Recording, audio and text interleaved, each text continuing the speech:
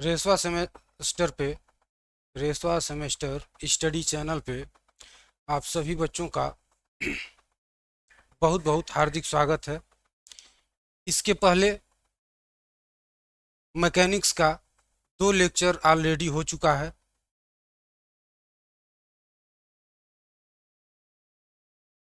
लगभग 2-3 हज़ार बच्चों ने इसको देखा है और सारे बच्चे बहुत अच्छा रिव्यू दिए कि सर आप अच्छा पढ़ा रहे हैं। और बच्चों का थोड़ा सा फीडबैक ये था कि सर हिंदी में पढ़ाइए, ठीक है, ज़्यादा बच्चे हिंदी मीडियम से ही पढ़ते हैं। तो हमने सेकंड लेक्चर से पूरा हिंदी में लिखना स्टार्ट कर दिया है और आगे भी अब हिंदी में ही लिखा जाएगा, ठीक है। तो पिछले लेक्चर में देखिए मैंने क्या क्या बताया। इंजीनियरिंग मैकेनिक्स से अप्लाइड मैकेनिक्स क्या होता है, इसके 2 पार्ट होते हैं, स्टैटिक्स डायनेमिक्स, स्थिति विज्ञान, गति विज्ञान। ये 3 परिभाषा मैंने बताया। फिर गति विज्ञान 2 तरह का होता है। गति विज्ञान 2 तरह का होता है, क्या क्या? एक गतिकी, एक शुद्ध गतिकी, ठीक है ना। एक बल गतिकी, एक शुद्ध गतिकी, ठीक है। और उसके बाद अनुप्रयुक्त यांत्रिकी या अप्लाइड मैकेनिक्स का क्या क्या एप्लीकेशन है, ये मोस्ट इंपॉर्टेंट क्वेश्चन है। इसको मैंने पिछले लेक्चर में डिटेल में डिस्कस किया है। उसके बाद हम लोग कुछ बेसिक डेफिनीशंस पढ़ रहे थे, कुछ ऐसे डेफिनीशंस जिसका कि पूरे इंजीनियरिंग मैकेनिक्स या ये कहें कि पूरे इंजीनियरिंग में उसका यूज होगा, ठीक है।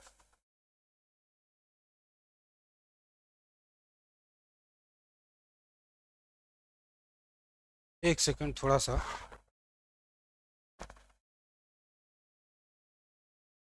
वीडियो थोड़ा ब्लर आ रहा है, इसको मैं सही करवाता हूँ, ठीक है। अब सही आ रहा है।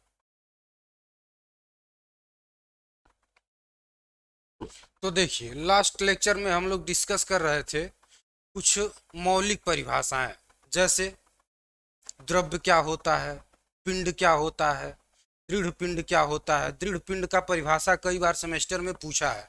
तो दृढ़ पिंड का परिभाषा 2 तरह से लिख सकते हैं, मैंने बताया था। एक परिभाषा क्या है, किसी भी पिंड पर बल लगाने पर यदि उसके आकार, आकृति, आयतन में परिवर्तन नहीं होता है तो उसको क्या कहेंगे, दृढ़ पिंड कहेंगे या रिजिड बॉडी कहेंगे। और परिवर्तन अगर हो गया, किसमें परिवर्तन, आकार, आकृति, आयतन में परिवर्तन हुआ तो दृढ़ पिंड नहीं है, डिफॉर्मेबल बॉडी हो जाएगा, ठीक है। इसका परिभाषा एक तरह से और लिख सकते हैं हम लोग, टेक्निकल टर्म में इसका डेफिनेशन सबसे बेस्ट यही है कि किसी भी पिंड पर बल लगाने पर यदि उसके किसी भी 2 पॉइंट के बीच की दूरी, किसी भी 2 पॉइंट के बीच की दूरी अगर अपरिवर्तित रहती है, मतलब किसी 2 पॉइंट के बीच की दूरी बल लगाने के पहले और बल लगाने के बाद, ये दोनों दूरियां अगर इक्वल होती हैं तो उसको हम क्या कहेंगे, दृढ़ पिंड, ठीक है। जैसे एक पिंड ये है, एक, ठीक है, इस पे आप बल लगा दिए, इस पे मान लीजिए 2 पॉइंट हम ले रहे हैं, ए और बी, ठीक है। तो ये कब है, ये कब का फिगर है, बल लगाने के पहले, ठीक है। ये फिगर हमारा है बल लगाने के पहले, और ये वाला फिगर कब का है,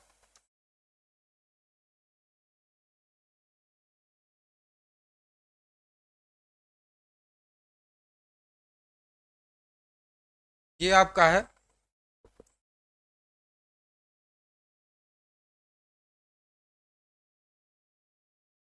बल लगाने के बाद, ठीक है ना। तो एकदम मैं प्रैक्टिकली बता रहा हूं कि कैसे आप चेक करेंगे कोई पिंड दृढ़ है कि नहीं है, कोई पिंड रिजिड बॉडी है कि नहीं है। तो देखिए कैसे चेक किया जाएगा। बॉडी एक फ्री बॉडी था, स्वतंत्र पिंड था, उस पर चारों तरफ से फोर्स लगाया गया, ठीक है। अभी ये नहीं देखना आप लोगों को कि कंप्रेसिव है कि टेंसाइल है, इसके बारे में नहीं पढ़ना है।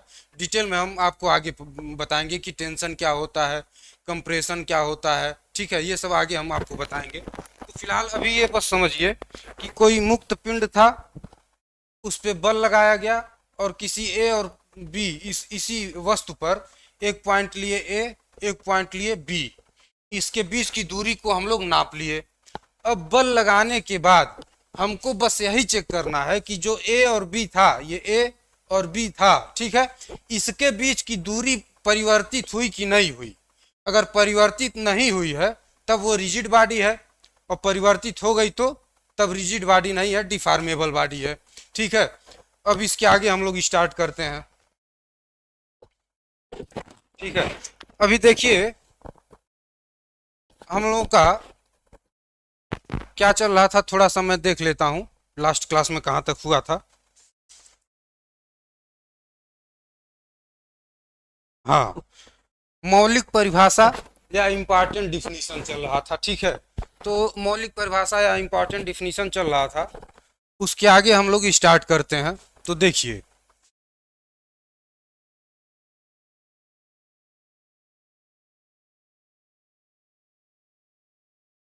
दूरी या डिस्टेंस, ठीक है ना, दूरी या डिस्टेंस क्या होता है, ठीक है। तो देखिए किसी भी पिंड द्वारा तय किए गए मार्ग की लंबाई को दूरी कहते हैं, ठीक है ना। जैसे मान लीजिए यहाँ पे कोई पिंड है ए, ये गति कर रहा है ऐसे, ठीक है, ये बी, ठीक है,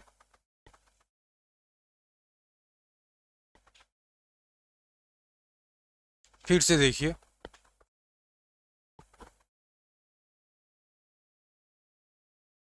दूरी,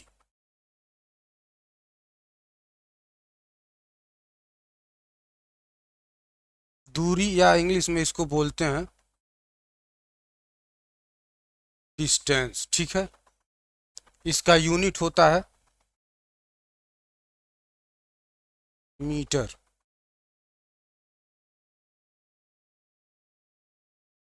ठीक है, दूरी डिस्टेंस, ठीक है। तो देखिए दूरी या डिस्टेंस को कैसे परिभाषित किया जाता है ये मैं आपको बताता हूं।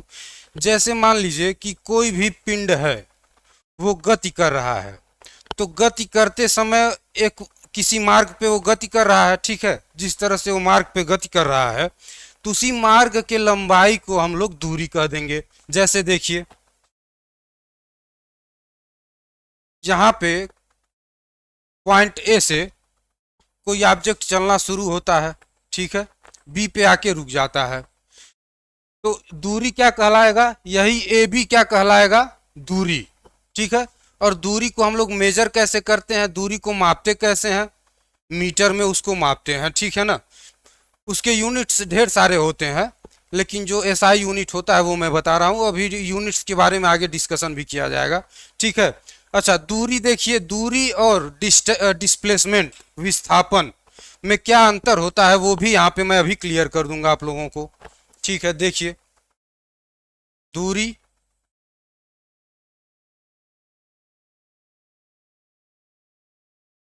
विस्थापन, ठीक है ना, दूरी और विस्थापन। तो दूरी क्या है कि तय किए गए मार्ग के कुल लंबाई को हम लोग दूरी कहते हैं। और विस्थापन क्या होता है, विस्थापन जैसे ये वेक्टर क्वांटिटी है, और दूरी क्या है, स्केलर क्वांटिटी है। तो विस्थापन का देखिए परिभाषा हम लोग कैसे देंगे कि किसी भी पिंड द्वारा किसी भी पिंड के अंतिम स्थिति और प्रारंभिक स्थिति के बीच का अंतर क्या कहलाता है, विस्थापन, ठीक है ना। अंतिम पोजीशन, फाइनल पोजीशन क्या है, इनिशियल पोजीशन क्या है, उसको डिफ्रेंशिएट कर देंगे आप लोग, मतलब माइनस कर देंगे, तो आपका विस्थापन आ जाएगा। जैसे देखिए मैं एग्जांपल दे रहा हूं,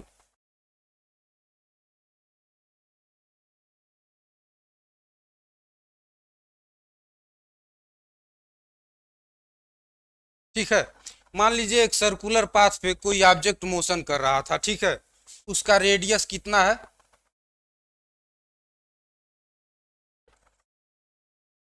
उसका रेडियस कितना है, आर है।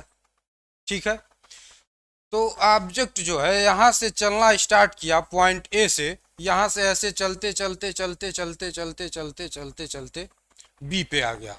ठीक है, तो अब बताइए दूरी कितना होगा, इसने कितना दूरी तय किया। तो दूरी इसने कितना तय किया, दूरी जितना इसका परिधि था, सरकमफ्रेंस था, वही तो तय किया। तो सर्किल का सरकमफ्रेंस 2 पाई आर होता है, तो आधा है ये, तो दूरी कितना हो गया, पाई आर। अब देखिए, अब इसी क्वेश्चन में आपको विस्थापन बताना है। ठीक है, एक ही क्वेश्चन में जब हम लोग दोनों करेंगे तो अच्छे से आपको समझ में आ जाएगा। अब इसी क्वेश्चन में विस्थापन बताइए। तो विस्थापन क्या होता है ना, difference between final position and initial position. अंतिम उसका पोजीशन क्या है और इनिशियल पोजीशन क्या था, उसके बीच का डिफरेंस क्या कहलाता है, विस्थापन। तो देखिए विस्थापन ये होगा ना, यही डिफरेंस है। तो विस्थापन कितना आया,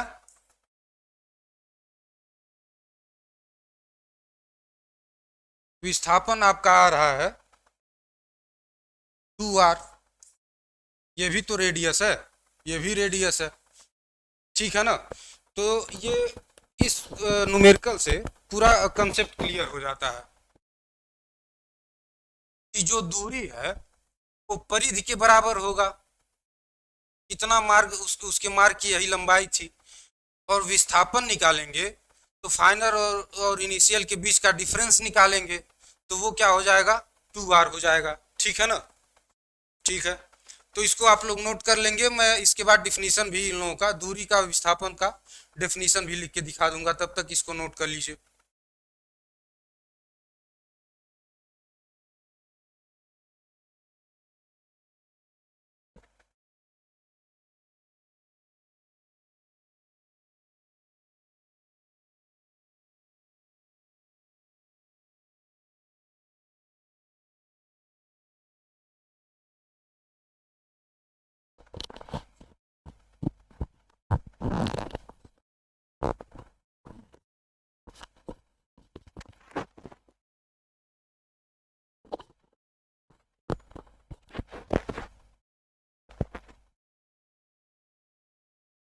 चलिए,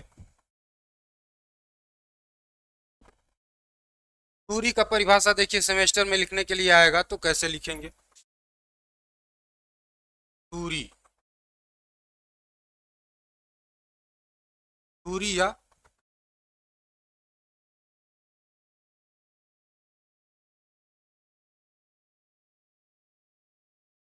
दूरी या डिस्टेंस। ठीक है, तो इसका देखिए परिभाषा कैसे लिखेंगे, किसी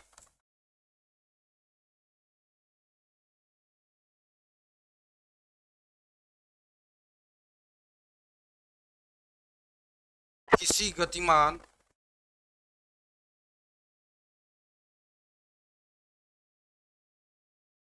किसी गतिमान पिंड द्वारा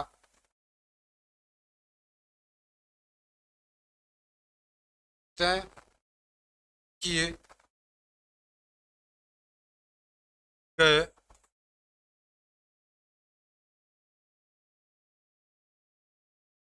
मार्ग की कुल लंबाई को दूरी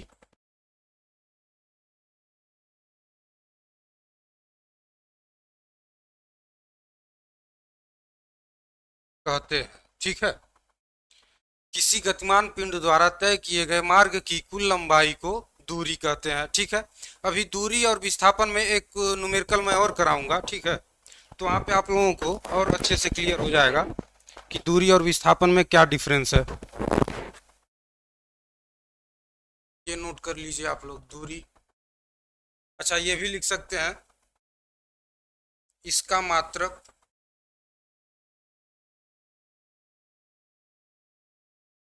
इसका मात्रक मीटर का है। ठीक है, इसके बाद देखिए विस्थापन।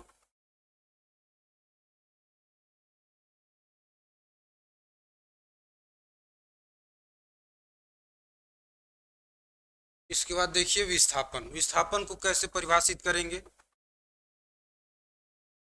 किसी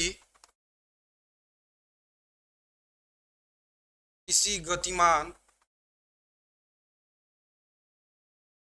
किसी गतिमान पिंड के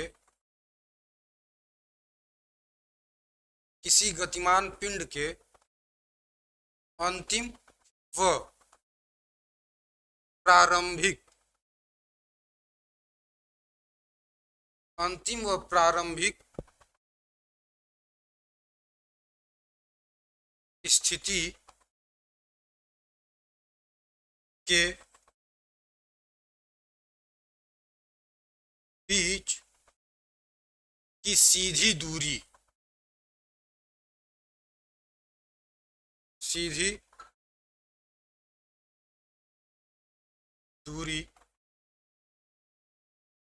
विस्थापन के बीच की सीधी दूरी विस्थापन कहलाती है। ठीक है, एक चीज और मैं शार्ट में लिख दे रहा हूँ, पूरा उसको लैंग्वेज में नहीं लिखूंगा। ठीक है, एक चीज आप लोगों को पता होना चाहिए, जो विस्थापन होगा इसका मान हमेशा दूरी से कम होगा या तो दूरी के बराबर होगा। ठीक है, लेकिन कभी भी विस्थापन दूरी से ज़्यादा नहीं होगा। ठीक है ना, विस्थापन हमेशा दूरी से कम होगा, या तो हो सकता है विस्थापन और दूरी बराबर हो, लेकिन विस्थापन दूरी से ज़्यादा नहीं हो सकता है।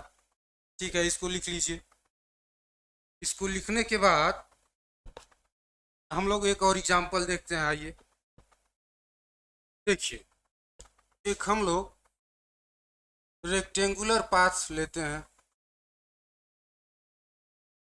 कोई ऑब्जेक्ट है ए, कोई एक ऑब्जेक्ट है इस पॉइंट ए, इसका नाम हम लोग दे दें ए बी सी डी। ठीक है, इसका 5 सेंटीमीटर,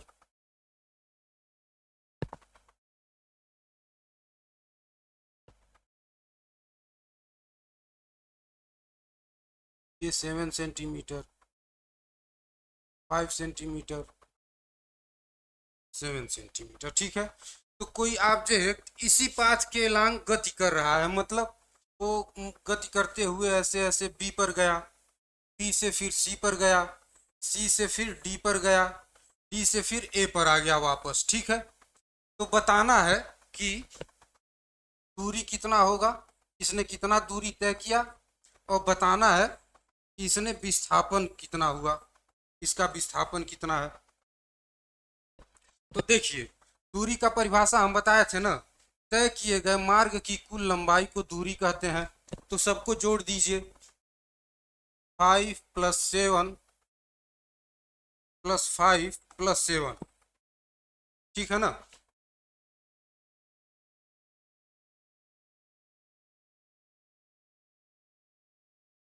24 सेंटीमीटर। तो दूरी कितना हो गया, 24 सेंटीमीटर। और विस्थापन कितना होगा, तो विस्थापन हम क्या कहे थे कि प्रारंभिक और अंतिम, अंतिम और प्रारंभिक के बीच का जो डिफरेंस होगा। तो ये बताइए, यहीं से ये शुरू किया था और फिर यहीं पे आ गया, तो कोई अंतर रहा? प्रारंभिक पोजीशन भी वही है, फाइनल पोजीशन भी वही है, इनिशियल पोजीशन भी वही है, तो इसका विस्थापन कितना हो जाएगा, 0। अच्छा, मैंने कहा था कि विस्थापन कभी भी दूरी से ज़्यादा नहीं होता है। तो देखिए यहाँ पे विस्थापन 0 है ना, ये कम है इससे, दूरी से। तो दूरी कितना है, 24 सेंटीमीटर। ठीक है ना, अब जो है दूरी और विस्थापन के बीच में कोई भी कंफ्यूजन नहीं रहना चाहिए, एकदम क्रिस्टल क्लियर कंसेप्ट मैंने यहाँ पे बताया है आप लोगों को कि दूरी क्या होता है, विस्थापन क्या होता है। इसको आप लोग नोट कर लेंगे। ठीक है, फिर मैं आगे स्टार्ट करता हूँ।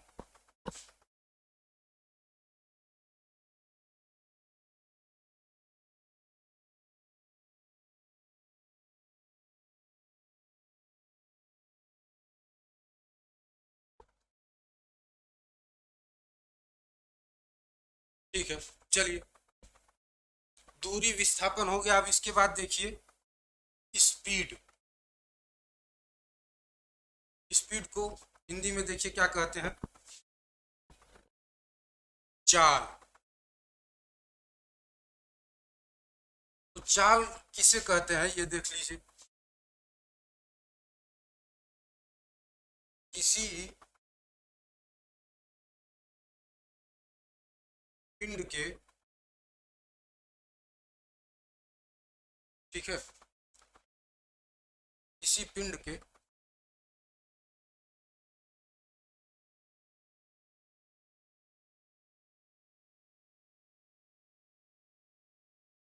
किसी पिंड के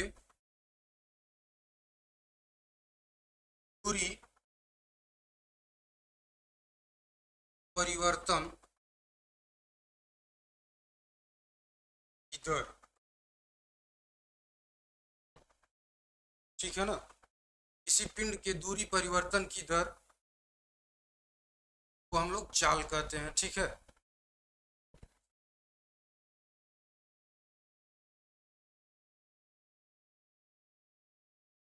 चाल हो गया। इसके बाद आएगा वेग, वेलोसिटी। वेलोसिटी या वेग, ठीक है। तो यहाँ पे दूरी आया है ना, तो विस्थापन, वेग में क्या आना चाहिए, विस्थापन। तो यहाँ देखो कैसे लिखेंगे, विस्थापन के परिवर्तन की दर, ठीक है। स्पीड आपका हो गया किसी पिंड के दूरी परिवर्तन की दर, और विस्थापन क्या हो गया, वेग क्या हो गया, वेलोसिटी, विस्थापन के परिवर्तन की दर। दोनों का यूनिट क्या होगा, देखिए स्पीड क्या होगा, दूरी बटे समय। तो इसका यूनिट हो जाएगा मीटर पर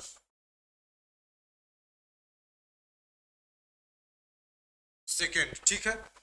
और वेलोसिटी, वेग का क्या यूनिट हो जाएगा, ये भी होगा मीटर पर सेकेंड, ठीक है ना। तो दोनों का यूनिट एक है, लेकिन फिर भी देखिए बहुत सी ऐसी राशियां होती हैं जिनका यूनिट सेम होता है, लेकिन वो राशियां अलग अलग होती हैं। जैसे वेग, चाल, दोनों का यूनिट क्या है, मीटर पर सेकेंड है, लेकिन दोनों राशियां बिल्कुल अलग हैं, ठीक है। तो सबसे बेसिक आप इंटर में पढ़े ही होंगे, हाई स्कूल में, कि जो वेलोसिटी है ये वेक्टर है, और स्पीड क्या है, स्केलर क्वांटिटी है, ठीक है ना। स्केलर वेक्टर मैं इसलिए आपको बता रहा हूँ कि इसके बाद नेक्स्ट टॉपिक हम लोग का स्केलर वेक्टर ही है, तो थोड़ा सा उसको स्टार्ट इसलिए मैं कर रहा हूँ। और मान लीजिए अभी आप डिस्टेंस पढ़े हैं, तो डिस्टेंस क्या होता है, डिस्टेंस आपका स्केलर होता है। डिस्प्लेसमेंट क्या होता है, वेक्टर होता है, ठीक है ना। तो देखिए ये डिटेल में हो गया। अब इसके बाद फिर हम लोग स्टार्ट करते हैं त्वरण। त्वरण क्या होता है, त्वरण या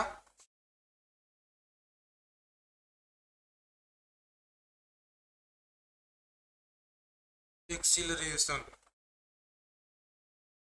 ठीक है। तो त्वरण या एक्सीलरेशन देखिए क्या होता है, वेग परिवर्तन की दर को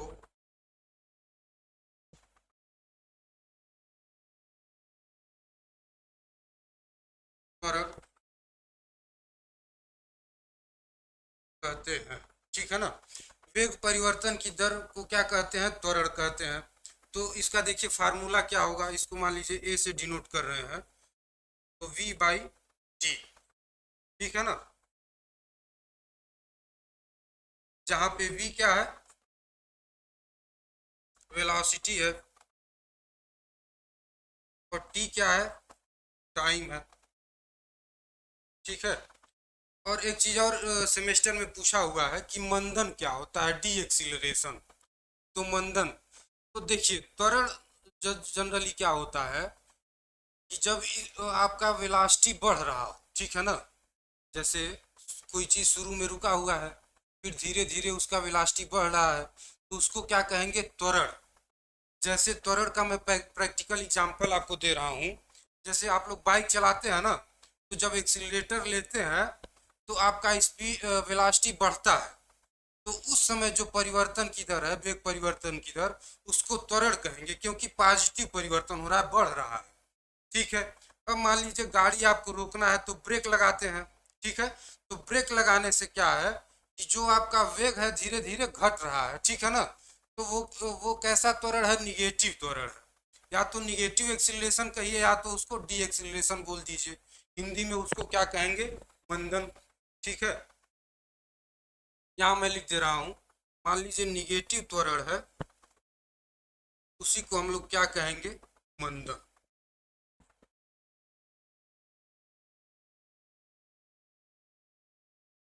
ठीक है, इसको भी आप लोग लिख लें।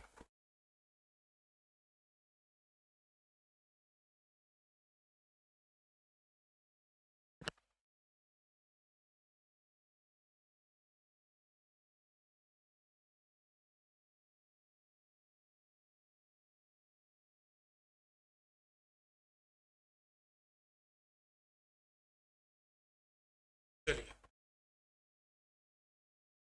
इसके बाद हम लोग स्टार्ट कर रहे हैं क्या, भार व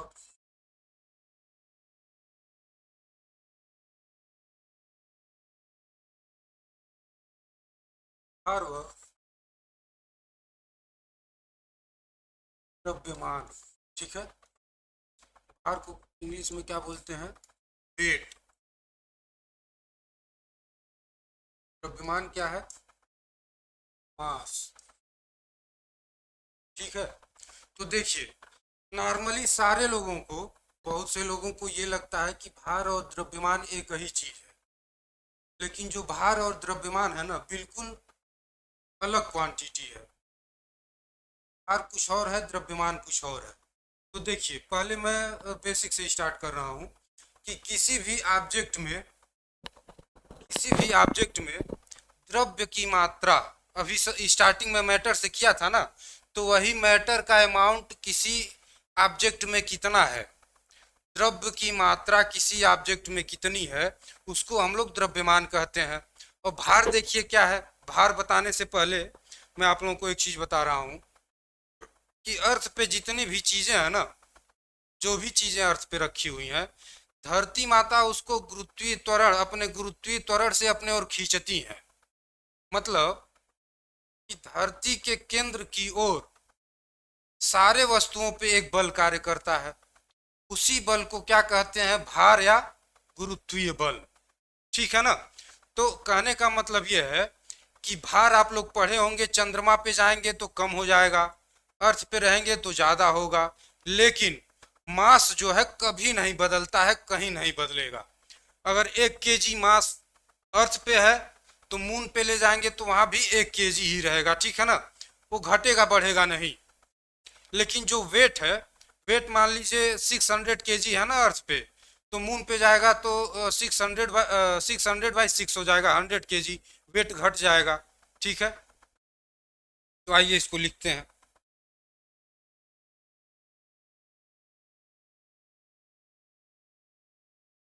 द्रव्यमान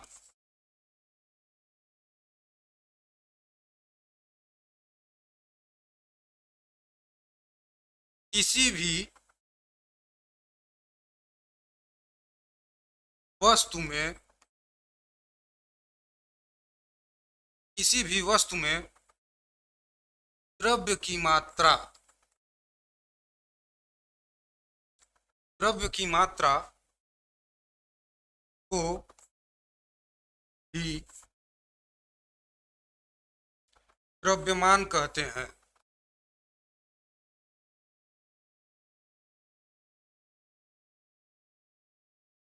ठीक है।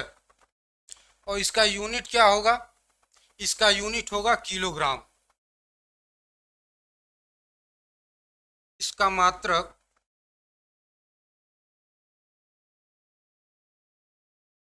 किलोग्राम होता है। ठीक है। अच्छा, इसमें एक इंपॉर्टेंट पॉइंट ये भी आप लोग लिख लेंगे कि द्रव्यमान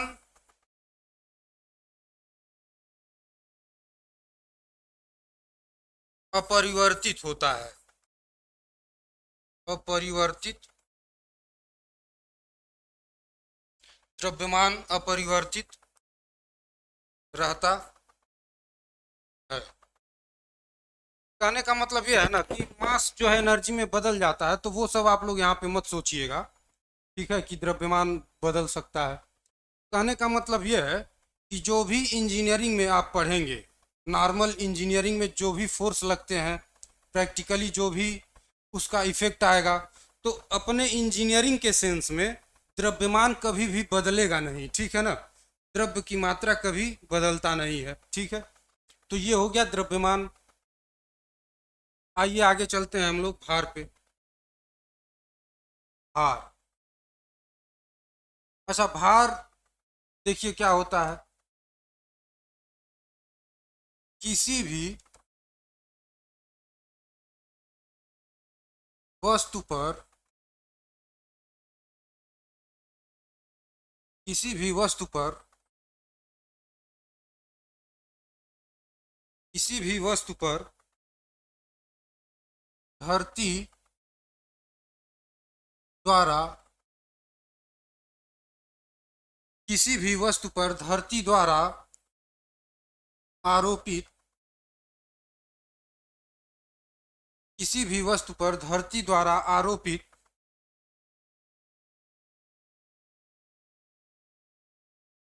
गुरुत्वीय बल को ही, गुरुत्वीय बल को ही उसका भार कहते हैं। तो एक चीज और देख लीजिए आप लोग यहाँ पे कि जो हमारा भार है वो क्या है, एक तरह का बल है। भार क्या है, भार क्या है, एक तरह का बल है। ठीक है, तो इसका मात्रक क्या होगा, इसका भी मात्रक फिर न्यूटन होगा। ये एक तरह का बल है ना, तो बल का मात्रक न्यूटन होता है। ठीक है, और एक और इम्पॉर्टेंट पॉइंट मैं बता रहा हूं, ये देखिए भार